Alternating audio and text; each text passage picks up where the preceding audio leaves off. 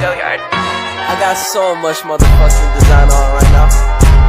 Break it down, bring it back, make it clap. I got 3 old thoughts. Assalamualaikum warahmatullahi wabarakatuh. Halo teman-teman, perkenalkan saya Alfira Isnupura. Saya akan meresensi buku novel Garis Waktu karya Fiersa Besari dengan judul Resensi Garis Takdir.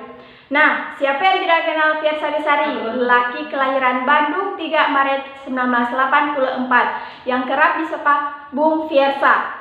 Fiersa merupakan lulusan STBA Yapari Abah, Bandung dengan gelar sarjana bahasa Inggris.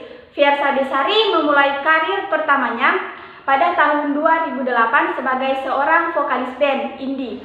Tahun 2012, ia merilis album dengan judul 1111 dan sukses dipasarkan. Kemudian disusul dengan 2 album Tempat Aku Pulang pada tahun 2014 dan Konspirasi Alam Semesta pada tahun 2015.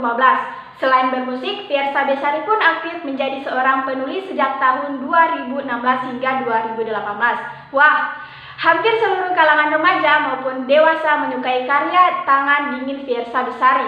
Hingga saat ini ia telah mengeluarkan 3 album dan 6 buku. Selain itu, ia telah mendirikan komunitas pecinta buku. Fiersa Besari juga mendapat IKP Awards kategori of the Year dengan tema Pelukku untuk Pilukmu. Selain itu, Fiersa Besari mendapatkan anugerah musik Indonesia pada tahun 2022 kategori karya produksi folk balada terbaik.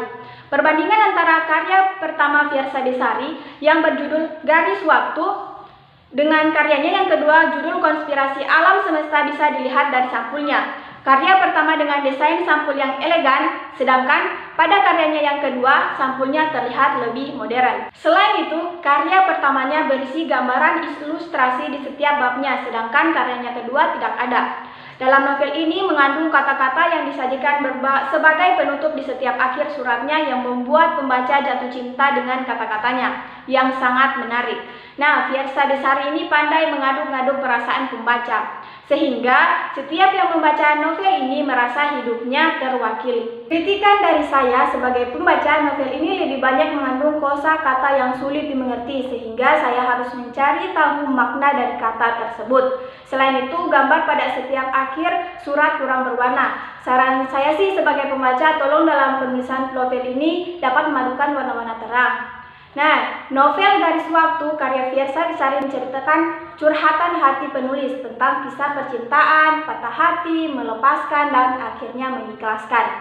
Tokoh dalam cerita aku menceritakan perasaan terhadap tokoh kamu dalam bentuk surat dari April tahun pertama hingga Maret tahun kelima. Nah, selain bercerita tentang aku dan kamu, dalam novel ini terselip kisah-kisah tentang cita-cita, harapan, keluarga, dan perenungan tentang kematian, terutama pada bab sejauh apa cita-cita membawa pergi pada Januari tahun ketiga. Dalam novel ini berisi kutipan pada sebuah garis waktu yang merangkak maju. Akan ada saatnya kau ingin melompat mundur pada titik-titik kenangan tertentu. Maka ikhlaskan saja kalau begitu, karena sesungguhnya yang lebih menyakiti daripada melepaskan sesuatu adalah berpegangan pada sesuatu yang menyakitimu secara perlahan.